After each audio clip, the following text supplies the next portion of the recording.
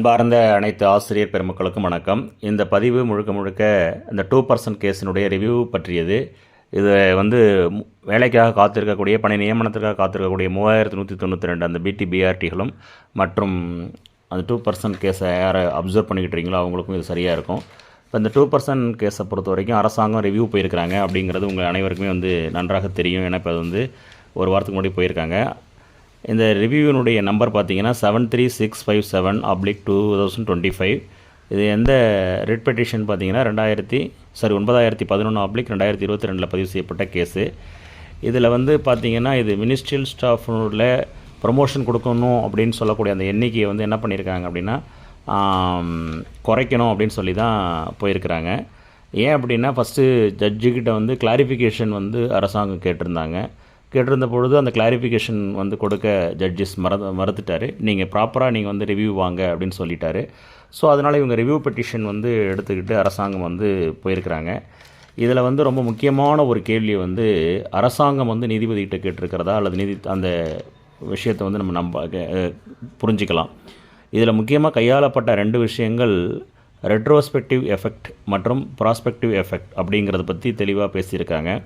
அதாவது judges first என்ன பண்ணியிருந்தாங்க, இந்த கேஸ் ஆரம்பித்து நடந்துகிட்டு இருக்கும் பொழுதே கவர்மெண்ட் என்ன சொல்லியிருந்தாங்கன்னா, இல்லை 2% நாங்கள் ப்ரொமோஷன் கொடுக்கணும்னா அந்த பிஜியாக ஒருத்தர் போகணும், ஒரு மினிஸ்ட்ரியல் ஸ்டாஃப்னா அவங்க எக்ஸாம் எழுதி தான் போகணும் அப்படின்னு ஒரு ஜிஓ போட்டிருந்தாங்க. அப்போ அவர் என்ன சொல்கிறாரு, அதை நீதிபதி ஆனந்த் வெங்கடேஷ் அவர்கள் என்ன சொல்கிறாங்கன்னா, நீங்கள் இதை ப்ராஸ்பெக்டிவ் எஃபெக்டில் கொண்டு வரணும். அதாவது எந்த தேதியில் நாங்கள் ஜிஓ போட்டோமோ அந்த நாளில் இருந்தால் நீங்கள் அது ஜிஓ போட்டிருக்கீங்களோ அந்த நாள்லேருந்து நீங்கள் அமல்படுத்துங்க அப்படின்னு சொல்லிட்டு ஜட்ஜ்மெண்ட் கொடுக்குறாரு. ஜட்ஜ்மெண்ட் 2007-8 இருக்கக்கூடிய வேக்கன்ஸ் எல்லாம் கால்குலேட் பண்ணி கொடுத்துறாரு. அப்போ அரசாங்கம் என்ன கேட்குது, சரிங்க நீங்கள் சொன்ன மாதிரி இதை ஜிஓ நாங்கள் போட்ட தேதியிலேருந்து எக்ஸாம் வச்சு பண்ணிக்கிறோம், ப்ராஸ்பெக்டிவ் எஃபெக்டில் கொண்டு வந்துக்கிறோம். ஆனால் நீங்கள் வேக்கன்சியை என்ன பண்ணுறீங்க 2007-8 கொண்டு வரீங்க, சரிங்களா அப்படின்னு சொல்லிவிட்டு அந்த கொஸ்டின் கேட்குறாங்க. எப்படி கேட்குறாங்கன்னா, ஃபஸ்ட்டு மினிஸ்ட்ரியல் ஸ்டாஃபுக்குன்னு ப்ரொமோஷன் போடுறதுக்கு ஒரு ஜிஓ போட்டிருந்தாங்க இல்லையா 2007. அப்பொழுது போடப்பட்ட ஜிஓ திருத்தப்பட்டு திரும்பவும் 30/1/2020 அரசாணை 13 அரசாணை 14 போட்டிருந்தாங்க திருத்தப்பட்ட ஜிஓ. அப்போ அந்த திருத்தப்பட்ட ஜிஓவும் அதே ப்ராஸ்பெக்டிவ் எஃபெக்டில் தானே வரணும், அந்த ஜிஓவில் போட்ட தேதியிலேருந்து தானே வரணும். மறுபடியும் ஏன் நீங்கள் பேக் டேட்டில் ரெட்ரோஸ்பெக்டிவ் எஃபெக்டில் கொண்டு வரீங்க? அதாவது சுருக்கமாக உங்களுக்கு புரிகிற மொழியில் எளிமையாக சொன்னோமானால், எக்ஸாம் வைக்கணும்னு அரசாங்கம் நாங்கள் சொன்னோம், நீங்கள் என்ன சொன்னீங்க, முடியாது, எந்த தேதியில் ஜிஓ போட்டிங்களோ அதுலேருந்து கொண்டு வாங்கன்னு சொல்கிறீங்க.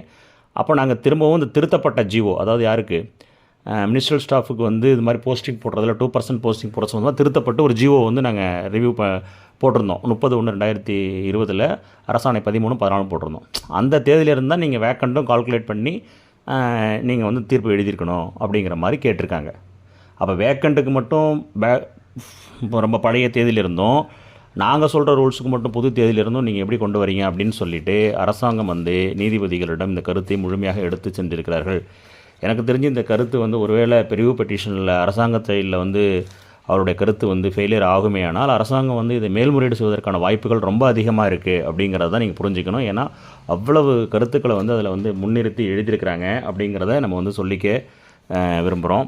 அதோடு மட்டும் இல்லாமல் அரசாங்கமும் சரி, இதில் ஒரு முக்கியமான விஷயம், அந்த ஏற்கனவே தாக்கல் செய்யப்பட்ட அஃபிடேவிட்டில் என்ன நடந்திருக்குன்னா, டோட்டல் நம்பர் ஆஃப் வேக்கண்ட் எத்தனைவோ அதுக்கு 2% கால்குலேஷன் பண்ணி இவங்களும் அரசாங்கமும் அஃபிடேவிட் கொடுத்துட்டாங்க. அதை ஜட்ஜும் அக்செப்ட் பண்ணி தீர்ப்பு எழுதிட்டார். அது எதிர்த்தரப்பும் அப்ஜெக்ஷன் பண்ணலை. ஆக்சுவலாக பேசிக் ரூல் என்னென்னா, 1000 வேக்கண்ட்டுனா அதில் 500 வேக்கண்ட்டு டைரக்ட் ரெக்ரூட்மெண்ட்டுக்கு கொடுத்துடணும், 500 வேக்கண்ட்டை ப்ரமோஷனுக்கு கொடுத்துடணும். அந்த ப்ரமோஷனுக்கு கொடுக்கப்பட்ட 500 வேக்கண்ட்லேருந்து தான் 2% எடுத்து மினிஸ்ட்ரியல் ஸ்டாஃபுக்கு கொடுக்கணும். ஆனால் அஃபிடேவிட்டில் எப்படி அரசாங்கம் தாக்கல் பண்ணிட்டாங்கன்னா, டோட்டலாக இருக்கக்கூடிய வேக்கன்ஸுக்கு 2% கால்குலேஷன் பண்ணி கொடுத்துட்டாங்க. அதை தான் அவங்க ரிவ்யூ போயிருந்தாங்க. நாங்கள் தவறுதலாக அந்த அஃபிடேவிட் பண்ணிட்டோம் அப்படிங்கிற மாதிரி தான் அவங்க சொல்லியிருந்தாங்க.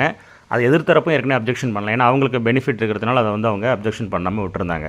ஸோ 100% அப்படிங்கிற வேக்கன்சியில் 50% டைரக்ட் ரெக்ரூட்மெண்ட்டுக்கும் 50% ப்ரமோஷனுக்கும் அதுலேருந்து 2% தான் நீங்கள் கால்குலேட் பண்ணி தீர்ப்பு எழுதியிருக்கணும். அதனால் இந்த ஜட்ஜ்மெண்ட்டை நீங்கள் ரிவ்யூ பண்ணணும் அப்படிங்கிறதுல ரொம்ப தெளிவாக இருக்கும் பொழுது அது சம்மந்தமாக மறுபடியும் அதை என்ன பண்ணியிருக்காங்க, இந்த விண்ணப்பங்கள் அரசாங்க சார்பிலேருந்து கொடுத்துருக்காங்க. இந்த கேஸை பொறுத்த வரைக்கும் உண்மையிலே பிடிபிஆர்டிஸ் அதிகமாக பாதிக்கப்படுறாங்க அப்படின்னு நம்ம சொல்ல முடியும்.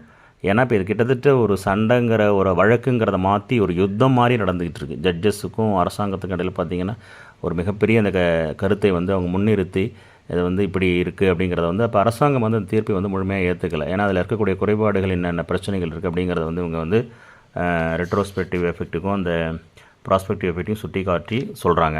ஏன் அப்படின்னா நீதிபதி ஆனந்த் வெங்கடேஷ் தீர்ப்பு எழுதின பொழுது என்ன சொல்லியிருந்தாருன்னா, இந்த 2007-8 நீங்கள் வந்து இந்த 2% மினிஸ்டர் ஸ்டாஃபுக்கு வேகன்சி போஸ்டிங் போட்டுட்டு எவ்வளவு தீர்ப்பு வந்ததுலேருந்து 6 வார காலத்துக்குள்ளே நீங்கள் அவங்களுக்கு போஸ்டிங் போஸ்ட்டு மீட்டிருக்கக்கூடிய பிடிபிஆர்டிஸ் டைரக்ட் ரெக்ரூட்மெண்ட்டுக்கு அவங்க வந்திருந்தாங்க, செலக்ட் ஆகியிருந்தீங்களே, அந்த செலெக்ஷன் லிஸ்ட்டுக்கு நீங்கள் போட்டுருங்க அப்படிங்கிற ஆர்டரை வந்து அவர் வந்து சொல்லியிருந்தார் அப்படிங்கிறது ரொம்ப முக்கியமானது. இதில் முக்கியமான விஷயம் என்னென்னா, பிஜி அசிஸ்டண்ட்டுக்கு யாருக்குமே நாங்கள் வந்து போஸ்டிங் கொடுக்க முடியாது அப்படிங்கிற மாதிரி ஒரு விஷயத்த சொல்லியிருக்கிறாங்க. அதுக்கு என்ன காரணம்னா, அதில் ஒரு காரணம் சொல்லியிருக்காங்க. 2011-12 மற்றும் 13-14 கல்வியாண்டுகளில் 71 பேருக்கு மினிஸ்ட்ரியல் ஸ்டாஃபுக்கு நாங்கள் பிஜியாக வந்து ப்ரமோஷன் கொடுத்துட்டோம்.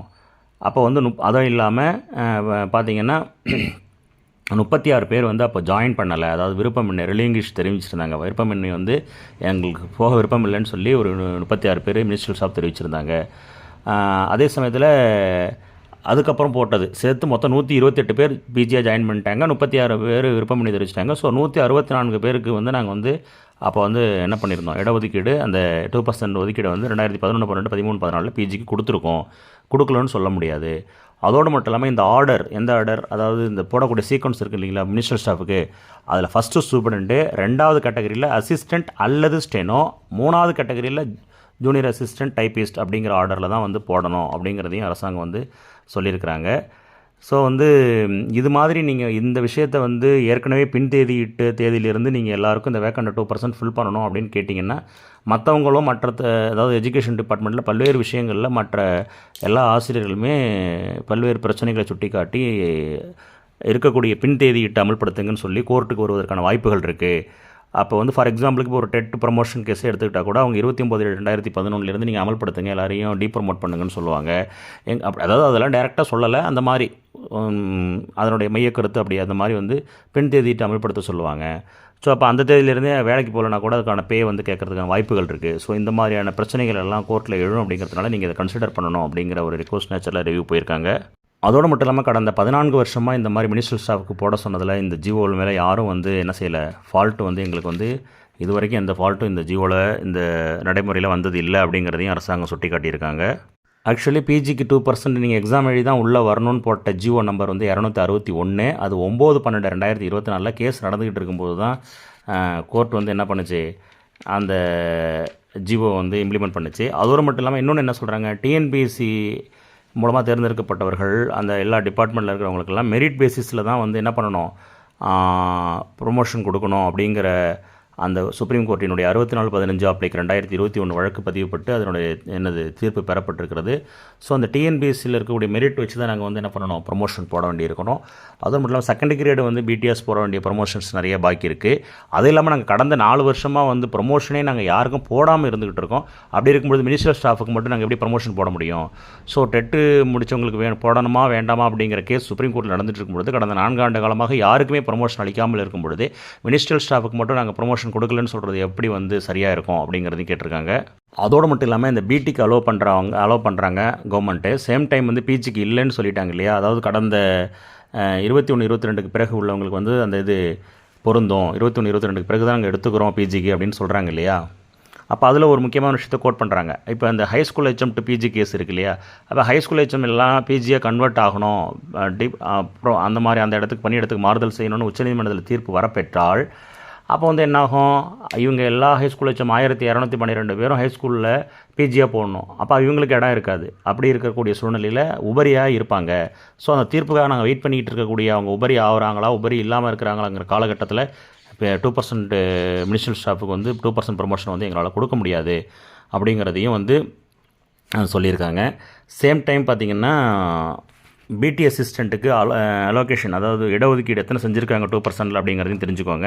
2023-24 அதாவது இவங்க என்ன சொல்கிறாங்க, நாங்கள் போட்ட அந்த ஜிஓ போட்டோம் இல்லையா, ஜிஓ 13-14 அப்புறம் தான் நாங்கள் நடைமுறைப்படுத்துவோம். ஏன்னா ஒன்றில் ரெட்ரோஸ்பெக்டிவ் எஃபெக்ட்டும் ஒன்றில் ப்ராஸ்பெக்டிவ் எஃபெக்ட்டும் பயன்படுத்த முடியாது. ஸோ அதன் அடிப்படையில் பிடி அசிஸ்டண்ட்டுக்கு 2023-24 கல்வியாண்டில் மொத்தம் 83 வேக்கன்ஸை நாங்கள் எடுத்துக்குவோம். அதாவது 1202 பேருக்கு 24, 2960 பேருக்கு 59 கூட்டினா 83 வரும். ஸோ 83 போஸ்டிங் பிடி போடுறோம். 24-25 அதே மாதிரி தான் 402க்கு 8, 1414க்கு 28, 36 போஸ்டிங். So 119 posting. இது வந்து 2% நாங்கள் வந்து கொடுக்கறதுக்கான வாய்ப்புகள் இருக்குது. அந்த ஓல்டில் வந்து பார்த்திங்கன்னா போடாமல் இருக்கிறது, அந்த நிறுத்தி வைக்க கொடுக்காமல் இருக்கிறதுல பார்த்திங்கன்னா அப்போ அதுலேயும் வந்து 32 போஸ்டிங் தான் அப்படியே இருந்தால் கூட கால்குலேஷனில் வருது. ஸோ நீங்கள் சொல்கிற நம்ம கணக்குப்படி ப்ராப்பராக எடுத்துக்கிட்டால் கூட 151 போஸ்டிங் தான் வருது அப்படிங்கிறத வந்து அரசாங்கம் ரொம்ப தெளிவுபடுத்தி விளக்கமான ஒரு பேர் என்ன அந்த ரிவ்யூ பெட்டிஷனில் வந்து அஃபிடவிட்டை வந்து தாக்கல் பண்ணியிருக்கிறாங்க. ரிவ்யூ பெட்டிஷன் வந்து போயிருக்காங்க. பல்வேறு கேள்விகளை வந்து அதில் வந்து எழுப்பியிருக்காங்க. டிஎன்பிஎஸ்சியோட மெரிட் பேசிஸ் சம்மந்தமாகவும் அதில் வந்து கொடுத்துருக்காங்க. அதே போல் ஹைஸ்கூலில் இருக்கக்கூடிய பிடிஸ் வந்து 1999 இருக்கக்கூடியவங்க சில சப்ஜெக்ட்டில் இருக்கிறாங்க, தமிழ், சோசியல். பாக்கி சப்ஜெக்டெல்லாம் 2004, 2005 போகிறதுக்கு பிஜியாக போகிறதுக்கு வெயிட் பண்ணிக்கிட்டு இருக்காங்க.